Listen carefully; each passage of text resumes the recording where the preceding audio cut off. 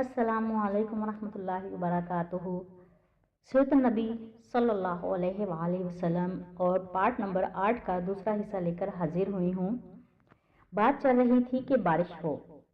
इसी तरह कबीला मज़र और कबीला कैस वालों ने आप सल्लल्लाहु अलैहि वसल्लम के पास आए और बारिश का मुतालबा किया। ए अब्दुल मुत्तलिब, हम कई साल से खुश्क साली के शिकार हैं। हमें आपकी बरकत के बारे में मालूम हुआ है, इसलिए मेहरबानी फरमाकर आप हमारे लिए दुआ करें, इसलिए कि अल्लाह ने आपको दुआ से कुरैश में बारिश अता फरमाई। इनकी बात सुनकर अब्दुल मुत्तलिब ने कहा, अच्छी बात है, मैं कल मैदान अरफात में आप लोगों के लिए भी दुआ करूंगा। दूसरे दिन जब सुबह सवेरे अब्दुल मुत्तलिब मैदान अरफात की तरफ रवाना हुए, इन लोगों के साथ जो दूसरे लोग और इनके बेटे अल्लाह रसूलुल्लाह सल्लल्लाहु अलैहि वसल्लम भी साथ थे।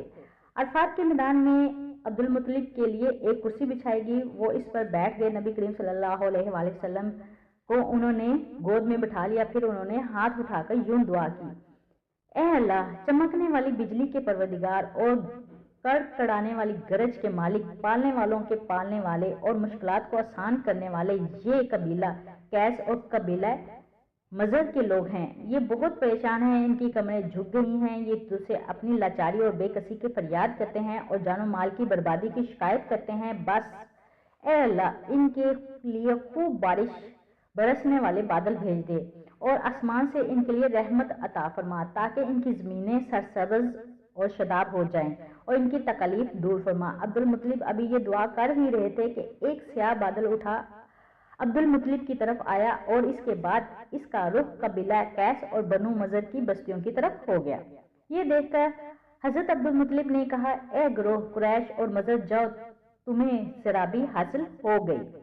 चनाचे ये लोग जब अपनी बस्तियों में पहुंचे तो वहां बारिश शुरू हो चुकी थी। अब 7 साल के हो चुके थे। आपकी आंखें दुखने को आ गई। मक्का में आंखों का इलाज कराया गया, लेकिन फाका ना हुआ। हजरत अब्दुल मुत्तलिब से किसी ने कहा, आकाश के बाजार में एक राहब रहता है, वो आंखों की तकलीफ का इलाज करता है। अब्दुल मुत्तलिब आप सल्लल्लाहु अलैहि वसल्लम को इसके पास ले गए। इसके इबादत गाह का दरवाजा बंद था। उन्होंने इसे आवाज दी, राहब ने कोई जवाब ना दिया। अचानक इबादत गाह में शदीद ज़ल्ज़ला आया। राहब ने डर गया और कहीं इबादत खाना इसके ऊपर ही ना गिर जाए और एकदम बाहर निकल आया। अब इसने आप सल्लल्लाहु अलैहि वसल्लम को देखा और चौंक उठा। इसने कहा, ए अब्दुल मुत्तलिब, ये लड़का इस उम्मत का नबी है। अगर मैं बाहर ना निकल आता तो ये इबादत गाह जरूर मुझ पर गिर पड़ती। इस लड़के को फौरन वापस ले जाओ और इसकी हिफाजत करो। यहूदियों या ईसाइयों में से कोई इसे कत्ल ना कर दे। फिर इसने कहा, और रब्बी, बात इनकी आंखों की तो आंखों की दुआ तो खुद इनके पास है। अब्दुल मुत्तलिब ये सुनकर हैरान हुए और बोले, क्या मतलब है आपका? मैं समझा नहीं।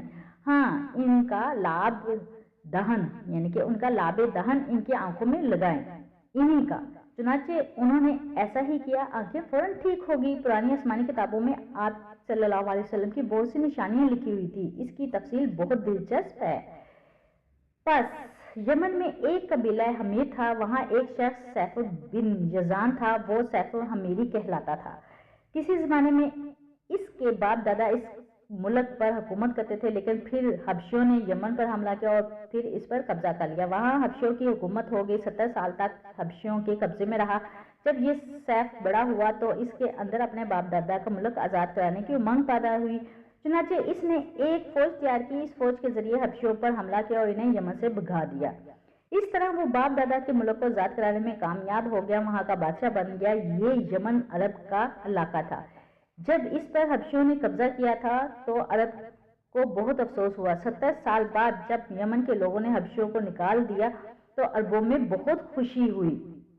इनकी खुशी की एक वजह तो ये भी थी कि इन हबशियों ने अबरहा के साथ मक्का पर चढ़ाई की थी। चारों तरफ से अरबों के वफद सैफ को मुबारकबाद देने के लिए आने लगे। कुरैश का भी एक वक्त मुबारक देने के लिए आया। इस वक्त के सरदार हजरत अब्दुल मुत्तलिब थे। ये वक्त जब यमन पहुंचा तो सैफ अपने महल में था। इसके सर पर ताज था, सामने तलवारें रखी थी और हमीरी सरदार के दाएं बाएं बैठे थे। सैफ को कुरैश के वक्त के आमद के बारे में बताया गया। इसे ये भी बताया गया कि ये लोग कहीं बहुत रुतबे के हैं। लोगों को आने की इजाज़त दे दी। ये वक्त दरबार में पहुंचा। अब्दुल मुत्तलिब आगे बढ़कर इनके सामने जाकर खड़े हुए। उन्होंने बात करने की इजाज़त चाही। सैफ ने कहा, अगर तुम बादशाहों के सामने बोलने की आदाब से वाकिफ हो तो हमारी तरफ से इजाज़त है।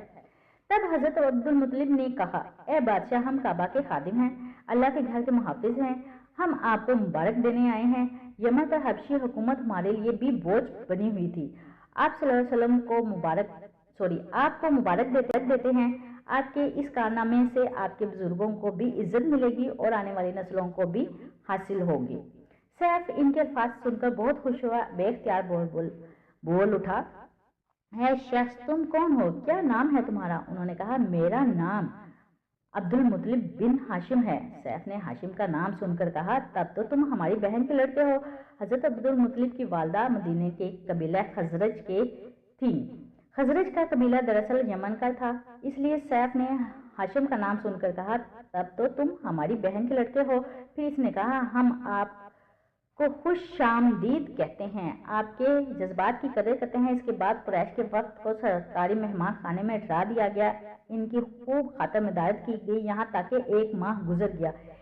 1 माह की मेहमान नवाजी के बाद सैफ ने इन्हें बुलाया। हजरत अब्दुल मुत्तलिब को अपने पास बुलाकर इसने कहा, ए अब्दुल मुत्तलिब, मैं अपने इल्म में पोशीदा राजों में से एक राज तुम्हें बता रहा हूँ। तुम्हारे अलावा कोई और होता तो मैं हरगिज ना बताता। तुम इस राज को इस वक्त तक ही राज रखना जब खुद अल्लाह ताला इस राज को जाहिर ना कर दे। हमारे पास एक पोशीदा किताब है, वो पोशीदा राजों का खजाना है। हम दूसरों से इसको छुपा कर रखते हैं। मैंने इस किताब में एक बहुत अजीम शान खबर और एक बहुत बड़े खतरे के बारे में पढ़ लिया है और वो आपके बारे में शेयर करना चाहता हूँ, यानी कि बताना चाहता हूँ। हजरत अब्दुल मुत्तलिब ये सुनकर हद दर्जा हैरत ज़दा हुए और पुकार उठे, मैं समझा नहीं, आप कहना क्या चाहते हैं?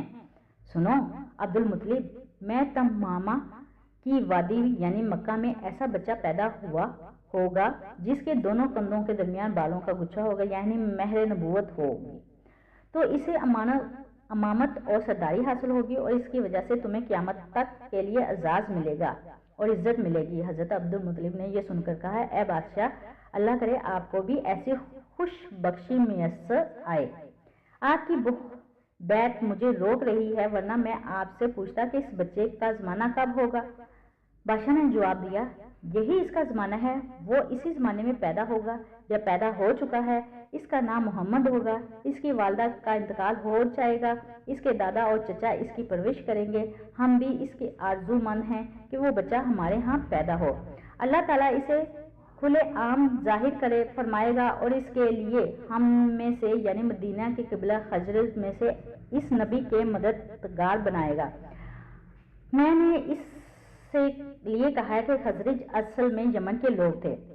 इनके जरिए इसके खानदान और कबीले वालों को इज्जत हासिल होगी, इनके जरिए इनके दुश्मनों को जिल्लत मिलेगी और इनके जरिए वो तमाम लोगों से मुकाबला करेगा और इनके जरिए ज़मीन के अहम इलाके फतह हो जाएंगे। वो नबी रहमान की इबादत करेगा, शैतान को धमकाएगा, आतिशकदों को ठंडा करेगा यानी आग के पुजारियों को मिटाएगा और बुतों को तोड़ डालेगा। इस पर बात आखिरी फरमान होगी, खुद भी इन पर अमल करेगा और बुराइयों से रोकेगा, सबको रोकेगा। हजरत अब्दुल मुत्तलिब ने बिन जज़ान की दुआ दी और फिर कहा, कुछ और तफसील बताएं, बात ढकी छुपी है। अब्दुल मुत्तलिब ये सुनकर बोले, सजदे में गिर गए और फिर सैफ ने इनसे कहा, अपना सर उठाओ, अपनी पेशानी ऊंची करो और मुझे बताओ, कुछ मैं तुमसे कहा है, क्या तुम इनमें से कोई अलामत अपने हाथ देखी है? इस पर हजरत मुत्तलिब ने कहा, हाँ, मेरा एक बेटा है, मैं इसे बहुत चाहता हूँ। मैंने एक शरीफ और मुअज़्ज़ज़ लड़की आमना वहाब अब्दुल मनाफ से इसकी शादी कर दी है। वो मेरी कौम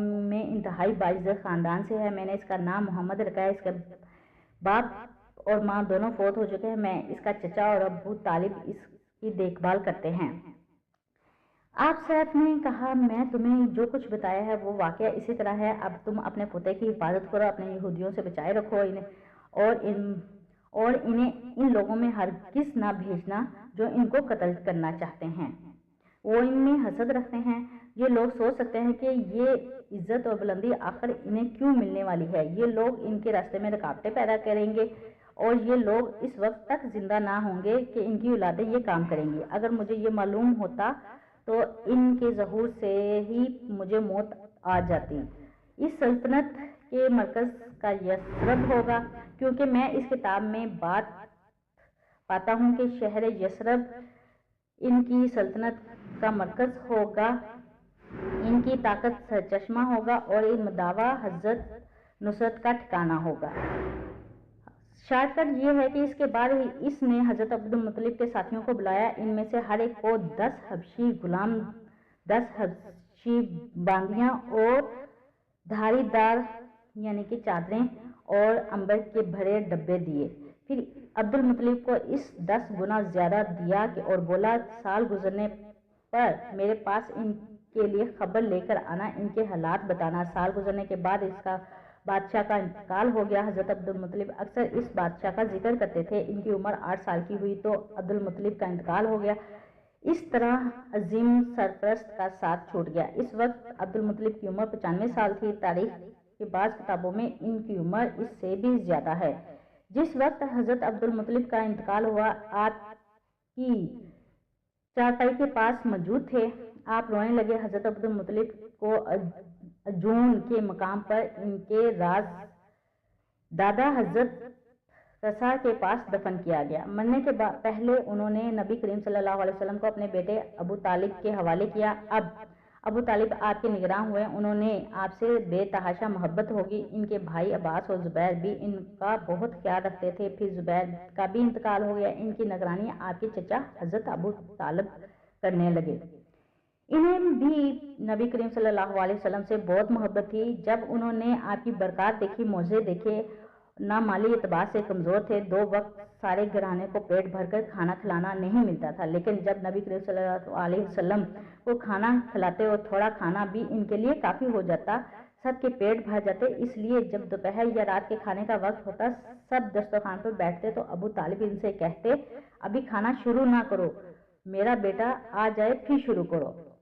پھر آپ تشریف لے آتے اور ان کے ساتھ بیٹھ کر کھانا کھاتے اور آپ کھانے کی برکت سے کھانا بہت زیادہ ہو جاتا اور پیٹ بھر جاتا۔ اگر دودھ ہوتا تو پہلے نبی صلی اللہ علیہ وسلم کو پینے کے لیے دیا جاتا، پھر ابو طالب کے بیٹے پیتے، یہاں تک کہ ایک ہی پیالے سے سب دودھ پیتے اور ان کا پیٹ بھر جاتا۔ ابو طالب کے ایک تکیہ رکھا ہوا تھا، وہ اس سے ٹیک لگا کر بیٹھتے تھے۔ رسول اللہ صلی اللہ علیہ وسلم تشریف لاتے تو وہ آ کر سیدھے اس تکیے کے ساتھ بیٹھ جاتے۔ یہ دیکھ کر ابو طالب کہتے، میرے بیٹے کو اپنے بلند مرتبے کا احساس ہے۔ ایک بار مکہ میں قحط پڑ گیا، بارش بالکل نہ ہوئی، لوگ ایک دوسرے کے لیے کہتے، لات اور عزیز سے بارش کی دعا کرو، لیکن کچھ نہ کرتے۔ تیسرے بڑے بت مات پر بھروسہ کرو۔ اس دوران ایک بوڑھے نے کہا، تم حق اور سچائی سے بھاگ رہے ہو، تم ابراہیم علیہ السلام اور اسماعیل علیہ السلام کی نشانیاں موجود ہیں، تو تم اسے چھوڑ کر غلط راستے پر کیوں چلتے ہو؟ اس پر لوگوں نے اس سے کہا، کیا آپ کی مراد ابو طالب سے ہے؟ انہوں نے جواب دیا، ہاں، میں یہی کہنا چاہتا ہوں۔ آپ سب لوگ ابو طالب کے گھر کی طرف چلیں۔ وہاں پہنچ کر انہوں نے دروازے پر دستک دی۔ ایک خوبصورت آدمی باہر آیا، اس نے تہمت لپیٹا ہوا تھا۔ سب لوگ اس کی طرف بڑھے اور بولے، ابو طالب، وادی میں قحط پڑ چکا ہے، بارش کی دعا کرو۔ چنانچہ ابو طالب نے بارش کے لیے آپ صلی اللہ علیہ وسلم سے بولا، آپ ایسے لگ رہے تھے جیسے اندھیرے میں سورج نکل آیا ہو۔ ابو طالب کے ساتھ اور بھی بچے تھے، لیکن انہوں نے آپ ہی کا بازو پکڑا ہوا تھا۔ اس کے بعد ابو طالب آپ صلی اللہ علیہ وسلم کی انگلی پکڑ کر کعبے کی طرف طواف کیا۔ یہ طواف کر رہے تھے، دوسرے لوگ آسمان کی طرف نظر اٹھا کر دیکھ رہے تھے، جہاں بادل کا ایک ٹکڑا بھی نہیں تھا، لیکن پھر اچانک سے بادل گھر آنے لگے۔ اس قدر زوردار بارش ہوئی کہ شہر اور جنگل سیراب ہو گئے۔ ابو طالب ایک بار حجاز کے میلے میں گئے۔ یہ جگہ عرفات کے تقریباً 800 کلومیٹر دور ہے۔ ان کے ساتھ رسول اللہ صلی اللہ علیہ وسلم بھی تھے۔ ایسے میں ابو طالب کے پیاس محسوس ہوئی۔ انہوں نے آپ سے کہا، بھتیجے، مجھے پیاس لگی ہے۔ یہ بات انہوں نے اس لیے نہیں کی تھی کہ آپ کے پاس پانی تھا، بلکہ اپنی بے چینی ظاہر کرنے کے لیے کہی تھی۔ چچا کی بات سن کر آپ فوراً سواری سے اترے اور بولے، چچا جی، آپ کو پیاس لگی ہے؟ انہوں نے کہا، ہاں بھتیجے، پیاس لگی ہے۔ یہ سنتے ہی آپ نے ایک پتھر پر پاؤں مارا۔ ابھی قسط جاری ہے، آگے قسط نمبر 9 لے کر حاضر ہوں گی اور اچھا سا کمنٹ کرتے ہوئے جائیے گا اس میں آپ کو کیا پوائنٹ اچھا لگا ہے، تو دعاؤں میں یاد رکھیے گا۔ اللہ حافظ۔